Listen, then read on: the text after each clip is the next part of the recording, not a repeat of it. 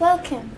We are 10, 14 to 17-year-old students from around the globe trying to make a difference in the world of education. We have been chosen to undertake the challenging task of researching and producing a report on the use of the internet in our schools. We have a vision. By May 2014, we aim to change the way people think of internet in education by delivering our ideas to policymakers and leaders so we can make a real difference. Now, we will each take a turn sharing some of our research conclusions.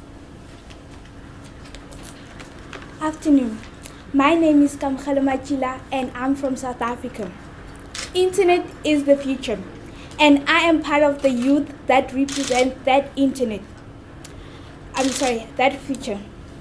Thus, I believe it is my duty to know what's ethical and unethical about the internet. Never mind the fact that it has not always been part of my life. After my research of 200 people, my findings were that 40% of the people still rely on libraries and 60% mostly use their phones to access the internet. Learners with access to the internet have mentioned problems such as inappropriate sites, reliability, and how it has become some sort of a barrier between the advantage and the disadvantage, therefore leaving some learners left out. Through my observations, I have concluded that internet is mostly used for social networking. Therefore, social networks should be more educational. Ultimately, the internet is the way to new innovations with a variety of information, but indeed, it is the thief of time.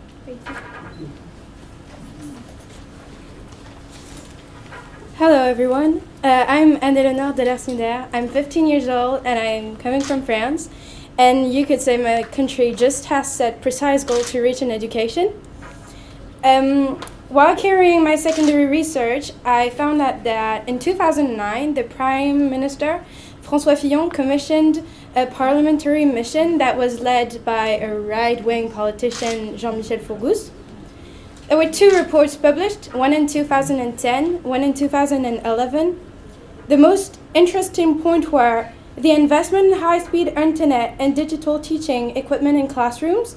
Second of all, the training of teachers as digital ambassadors, so they make good use of internet in their classes. And finally, the implementing of a mixed pedagogy in school, including regular classes and online lessons. These recommendations gave birth to a new law a couple months ago. 2 points really interest us: the use of digital tools and resources from primary to high schools, and the creation of a public service for digital education to organize for the entire educational community a digital content for cultural and scientific purposes. I'll finish on a quote of a young teacher saying, "The French system reminds me of the Soviet Union before it falls. It makes everyone unhappy, but nobody wants to change, each fearing that the movement does not lead to a better model, but a worse one." My conclusions are that everyone is either unwilling, doubtful, or excited about the change, as my interviews prove. Even as France is not equipped yet in technology, it will soon be, and we are there to think about the right way to make it. Thank you. Hello everybody, I'm Zaheer. I'm 15 years old and I'm from Pakistan. To me, the concept of education without the internet sounds incomplete. Since grade 5, I have always needed and used internet for my studies and to enhance my classwork. As junior commissioners, we were assigned to carry out a research on the internet and education. I conducted interviews of teachers and gave out surveys to 10 different schools consisting of private and government schools. The outcome of the research was that many of the private schools had the facility of internet, but some of them only had it for the administrative staff, whilst the others had it for both the teachers and the students. While on the other hand, the government schools didn't even offer the facility of internet. So currently, quality education and internet still seem impossible to many children around Pakistan. Internet is being used for education only at private and elite schools. Students use it to update their knowledge for their presentations and research work. Teachers use it for improving their teaching skills, and they encourage internet-based projects for every subject that is studied by a student. Thank you very much. Good afternoon. My name is Rachel L. and I am a 14-year-old from Australia. For my research regarding internet use in education, I set up 2 surveys and sent questions to 4 teachers from different schools. I had 143 responses to both my surveys combined, and all the teachers who I asked questions answered them thoroughly. Through my research, I found out that a lot of people want to be able to connect with others from around the world and share educational experiences and cultures. A lot of people agree that this would be a good way to learn more and may give young people that extra push needed to really participate and enjoy learning. The website IGGY was mentioned a lot in my surveys, with people saying that IGGY is a great initiative and that if something else similar to this were to be created, it would definitely be something they would benefit from. I have also found out that whilst the internet has become a very popular part of today's world, not many people want it to become education. Most people would prefer the traditional way of teaching, with teachers but using the internet occasionally, not as a whole curriculum. Teachers relate to students in a way that the internet and technology can't, and not many people are keen on losing this relationship. I believe that the internet has a lot of potential, but it holds many dangers, privacy and security problems, and the possible unreliability of information found. But the internet also gives young people the opportunity to find things out for themselves, and has many possibilities that can change the future of education. Hello everyone and welcome. I'm Jurgen Woodbine and I'm from the Netherlands. I'm going to tell you about the findings I got from my research by conducting interviews to different people. I've interviewed students as well as teachers, and everyone who I interviewed was really enthusiastic and they gave me some great responses. I found 3 things that most of these interviews had in common. On number 3, I put the fact that almost everyone in my environment has internet and has gone digital. They've learned to deal with it really well. On number 2, I will put the growth of internet usage within the classroom. I also noticed that the variety of subject has increased since teachers start making use of the internet. And on first place, I've put level of education, which has gone up since the use of internet, which I think proves that the use of internet has a beneficial effect on education. Thank you. Hello, my name is Zaheer. I'm 17 from Coventry, which is quite far away from here. To find out how the internet is used for education in schools in my area, I devised 3 types of questionnaires, one for students, one for teachers and one for parents. I also interviewed most people and gained first-hand observations. From this, I got some great feedback and responses. There were 22 people involved in my sample, 6 were parents, 8 were teachers and 8 were students. Within these groups of people, there was also some variation. For example, there was primary school teachers and secondary school teachers. The questions tackled areas such as the benefits and risks of the internet, safety, regulation, usefulness, the effect on the quality of teaching and the views about future usage. One of the most interesting points I found out was that the uses of internet in education was influenced by various factors. These include age and year groups, subjects taught and the teachers who taught a specific subject as opposed to a variety of subjects. Another important conclusion was that the views of teachers about how they use the internet for education was similar to students, but they were more from a lesson preparation perspective. Thank you. Hi, I'm Gabriel D'Souza. I'm 15 years old and I'm from Hampshire here in England. In my research, I've focused on some of the many systems of education, generally either fully or mostly automated, the internet has enabled.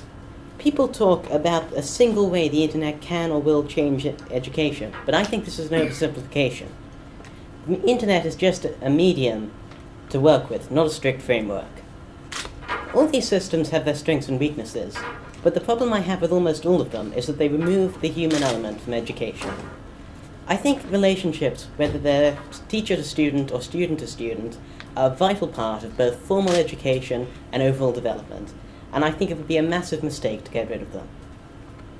Ultimately, I believe the best role the internet can play in education is that of a facilitator to human teachers.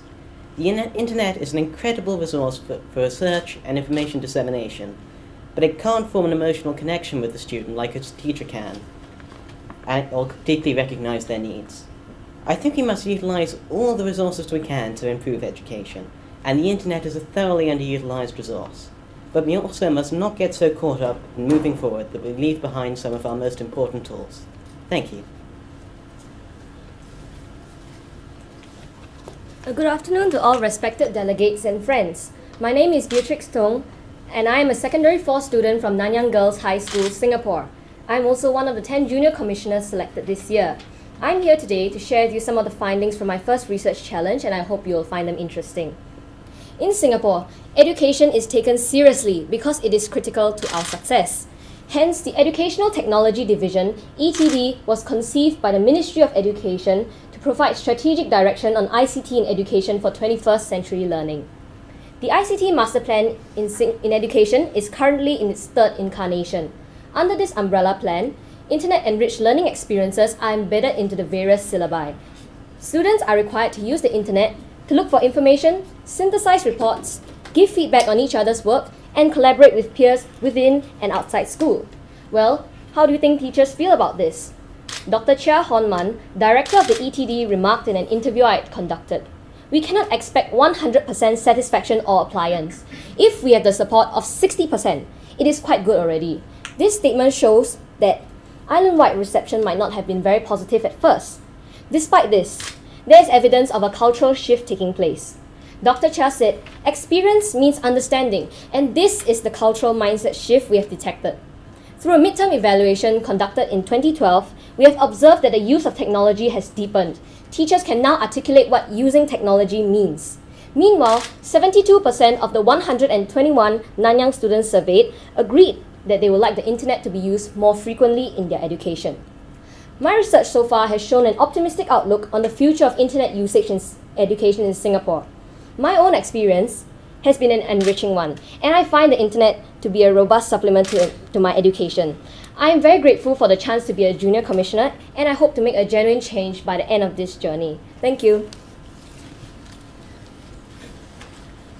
Well, after interviewing teachers, poring over the almost illegible surveys of over 50 middle school students, researching municipal and provincial educational policies in my area, and finally flying over 4,000 miles, I, Lindsay Chem, 16 years old, am here today with my fellow junior commissioners to discuss the concept of the internet in education. I was pleased to find that in the city of Edmonton in Canada has made progress towards integrating the internet into our educational programs, and that extensive research is still being done into continuing this process. However, despite our progress, this positive attitude towards the internet in education is not unanimous. Take my school, for example. Temple School uses little internet or other technology for that matter, and yet we still compete academically against other schools and do better than them. Nonetheless, students would like to see the internet become more integral to our education, some just because they like pushing buttons, and others because they recognize it as a valuable resource. Most of the rest claim that the internet may not be as beneficial as it seems. Now, I won't say that I think either way, because I don't think it's that simple just yet. However, it is up to us, all who are interested in the future of education, to make it so. Good afternoon, everyone. Ladies, gentlemen, my name is Danish Fareed, and I'm a 16-year-old commissioner from Islamabad, which, as many of you would know, is the capital of Pakistan. I'm here, much like my colleagues, to discuss the initial research I've done so far since the beginning of the IGGY Junior Commission 2013. I'd like to start with the statistical data that I've gathered from online surveys, interviews, and first-hand observations because, well, I'm more of a maths guy anyway. One of the questions that was targeted to find whether people use the internet today for educational purposes was that whether they've heard of some of the most important and some of the most influential online educational resources, which include iTunes U, MIT OpenCourseWare, and Khan Academy. Unfortunately, the answer I got was not encouraging. Only 35.7% of people had heard, not used, heard of these sites. That's not a good outlook, exactly. However, beyond that, 71.4% of people agreed that the internet is the next logical step for the advancement of education. And even better, 64.3% of people agreed that open internet in schools should be given to the students above an average age of about 16.3 years on average, based on all the responses. Excuse me. Apart from this, the general consensus about using the internet resources, if they had exactly what the students needed, was 54%. And bear in mind that this includes the services being paid as well. Everyone here has been, everyone has seen the keynotes today. We've all understood that sending kids online has a lot of downsides, including many, many risks. These include personal safety, health issues, overwhelming amount of content. So you have to sift and look through a lot. And the discrepancies between different resources simply just adds to the confusion, or at least it did to me. However, as some of you would agree, the personal safety aspect that the internet system, open internet, compromises was agreed to be the number one problem and the main concern for parents that want to send their children online. And I think that some of the most development should focus, and as we've seen today, is being focused on keeping children safe online. Right. Sorry.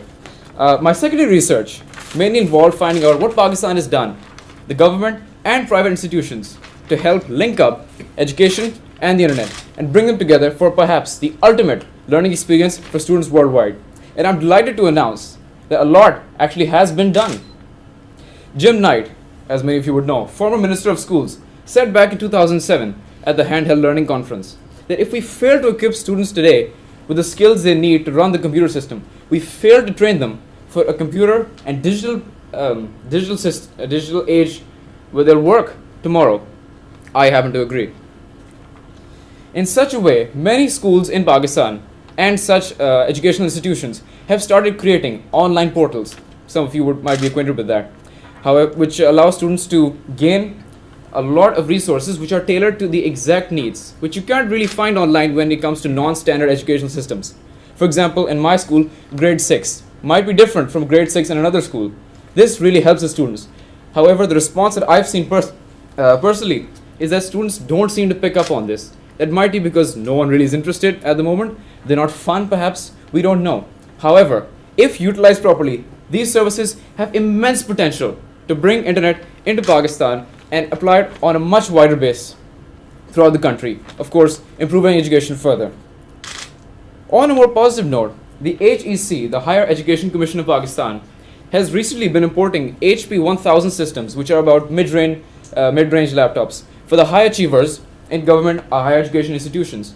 And to date, 200,000 systems have been distributed on a merit-based system to the high achievers to help them excel even further in their advanced studies and to help them become better citizens and to educate the next future generations for tomorrow. Also, you might be getting a bit bored, so I'm going to wrap this up a bit. The HEC plans to supply 600 government higher educational institutions with broadband high-speed internet. What does that mean? Let me tell you. The HEC has millions of ebooks and digital diaries available in their online servers. If they can implement this exactly as they say, all the students in those 600 government institutional organizations will gain access to this. That's a lot of people. Based on the responses that I collected from my surveys, I've calculated that if we take all the responses that people gave me that favored the internet from every question and every person, 60% of the people agree that the internet is the future. I am one of them.